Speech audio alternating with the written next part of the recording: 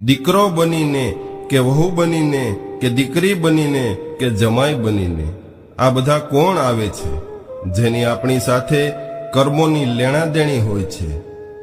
જો લેણાદેણી ના હોય તો કોઈ આવતું નથી। મિત્રો, આવી જ કર્મની લેણાદેણીની એક કહાની આજે આ વિડીયોના માધ્યમથી તમારી સાથે શેર કરવી છે। એના પહેલા અમારા વિડીયોને લાઈક, શેર અને ચેનલને સબસ્ક્રાઇબ જરૂરથી કરજો। મિત્રો, એક સમયની વાત છે। એક આર્મી મેન હતો। તે એકદમ એકલો હતો। મા, બાપ, ભાઈ, બહેન કોઈ નહોતું। તે એકલો જ કમાઈને ફોજમાં રૂપિયા જમા કરાવતો હતો। એક દિવસ એક શેઠ બેઝ કેમ્પમાં કરિયાણાનો માલ સપ્લાય કરવા આવ્યા। એની સાથે ફોજીનો પરિચય થયો અને દોસ્તી થઈ ગઈ। શેઠજીએ ફોજીને કહ્યું કે તારી પાસે રૂપિયા છે, એ પડ્યા એટલા ને એટલા જ રહેશે। એના કરતાં એ રૂપિયા તું મને આપ, હું એને કારોબારમાં લગાવું તો તે રૂપિયાથી વધારે માલ ખરીદીને વધારે વેચાણ કરીશું તો તારા રૂપિયા ડબલ થઈ જશે। ફોજીને શેઠની વાત પસંદ આવી અને બધા રૂપિયા શેઠજીને આપી દીધા। આ રૂપિયાને લીધે શેઠજીનો કારોબાર ખૂબ મોટા પાયે ચાલવા લાગ્યો। શેઠજી ખૂબ રૂપિયા કમાવા લાગ્યા। આ બાજુ બોર્ડર ઉપર લડાઈ ચાલુ થઈ।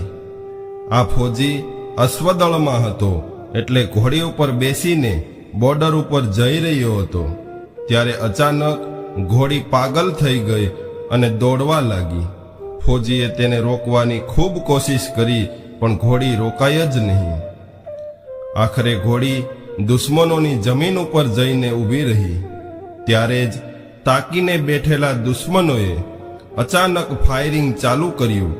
દુશ્મનોના ટોળા સામે એકલો ફોજી ઝાઝો સમય ટકી ન શક્યો। આખરે ફોજી શહીદ થયો। સાથે સાથે ઘોડીને પણ ગોળી વાગી હતી, એટલે ઘોડી પણ મરી ગઈ।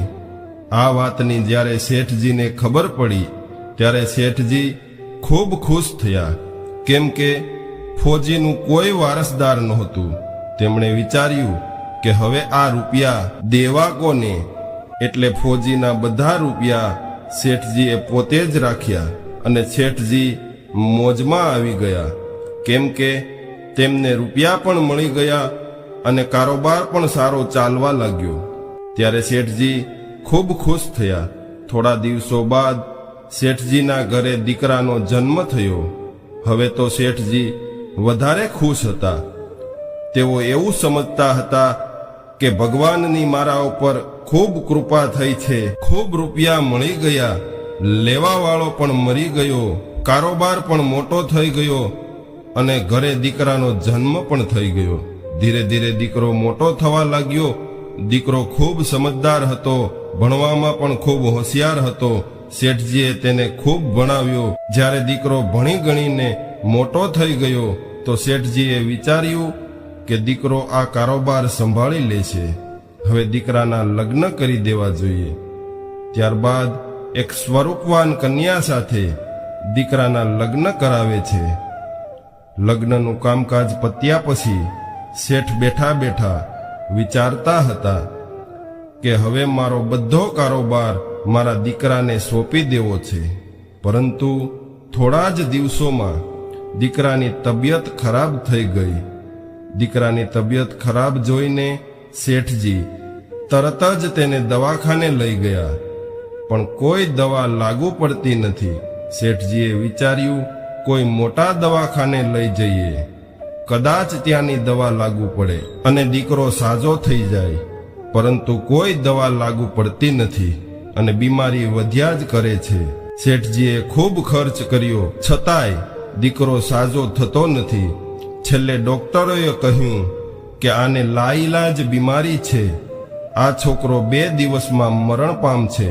ડોક્ટરની વાત સાંભળીને શેઠજી નિરાશ થઈને દીકરાને લઈને રડતા રડતા આવતા હતા। રસ્તામાં એક વ્યક્તિ મળ્યો। તેમણે કહ્યું, અરે શેઠજી, શું થયું? ખૂબ જ દુઃખી હોય એવું લાગે છે. શેઠજીએ કહ્યું, ભાઈ, આ મારો દીકરો છે.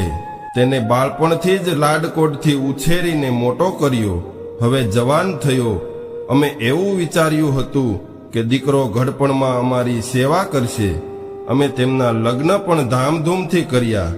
ખૂબ રૂપિયા વાપર્યા. જેણે જેટલા માગ્યા એટલા રૂપિયા આપ્યા. પણ હવે એ જ દીકરો બીમાર પડ્યો. દવાખાનામાં પણ ખૂબ ખર્ચ કર્યો. છેવટે ડોક્ટરોએ એવું કહી દીધું કે આને લાઈલાજ બીમારી છે. આને હવે ઘરે લઈ જાઓ. 2 દિવસમાં આ દીકરો મરણ પામશે. ત્યારે પેલા વ્યક્તિએ કહ્યું, અરે શેઠજી, તમે શું કામ ચિંતા કરો છો? મારા પાડોશમાં જ એક વૈદ્યજી છે. તેઓ 5 રૂપિયાની એક પડીકી દવા આપે છે.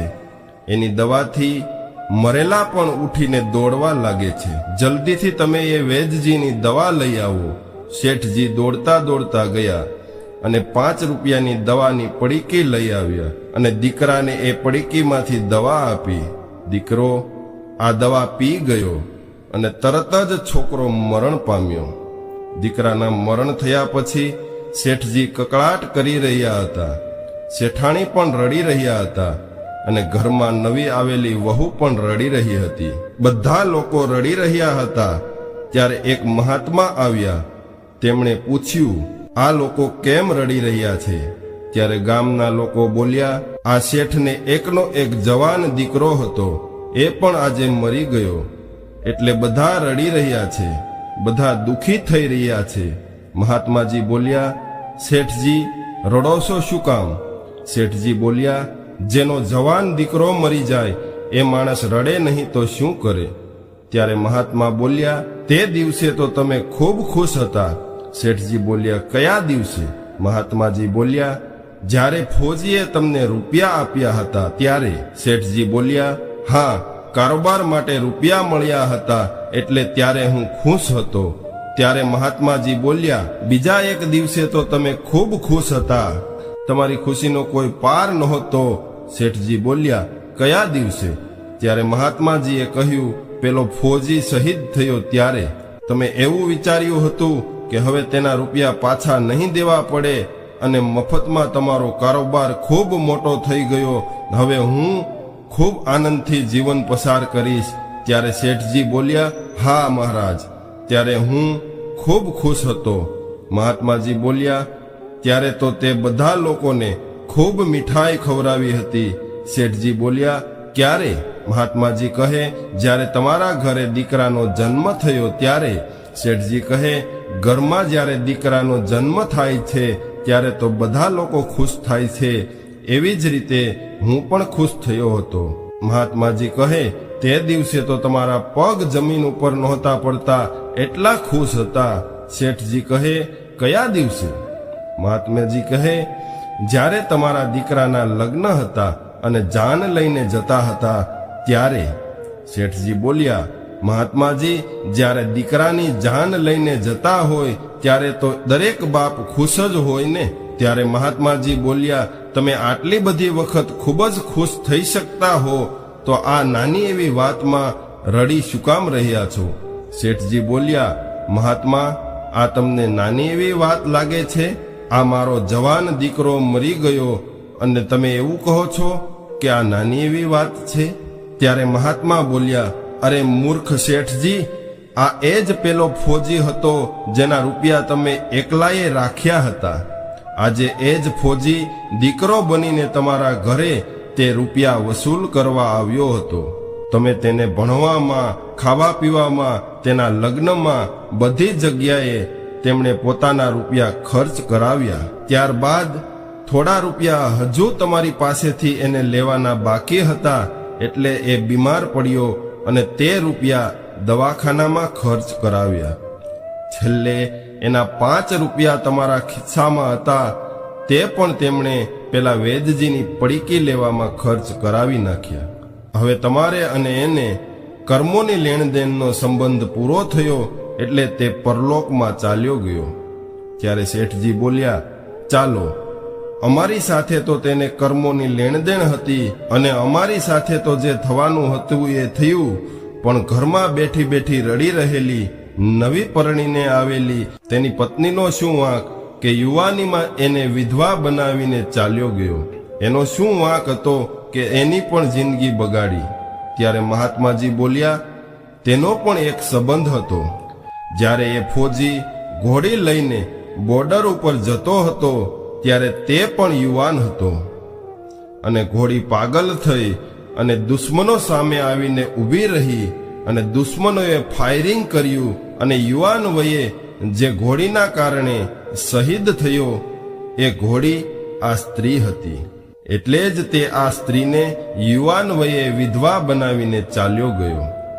વૈદ, પુરાણ, સાધુ, સંતો, તમામ મહાપુરુષોના અનુભવો એવું કહે છે કે આ સંસાર કર્મોના લેણદેણ ઉપર જ ચાલે છે. જેને જેને લેણદેણ પૂરી થાય છે તે આ સંસાર છોડીને સ્વધામમાં ચાલ્યા જાય છે. એટલે હે શેઠજી, આ સંસારમાં કોઈ કોઈનું સગું નથી. આ તો બધા કર્મના બંધનથી બંધાયેલા હોય છે. એટલે જે દીકરાના મરણ થવાથી તમે દુઃખી થાવ છો, વાસ્તવમાં એ દીકરો તમારો દીકરો હતો જ નહીં. દોસ્તો, આ સ્ટોરી તમને કેવી લાગી કોમેન્ટમાં જણાવજો, અને પસંદ આવી હોય તો લાઈક, શેર અને અમારી ચેનલને સબસ્ક્રાઇબ જરૂરથી કરજો. જય શ્રી કૃષ્ણ.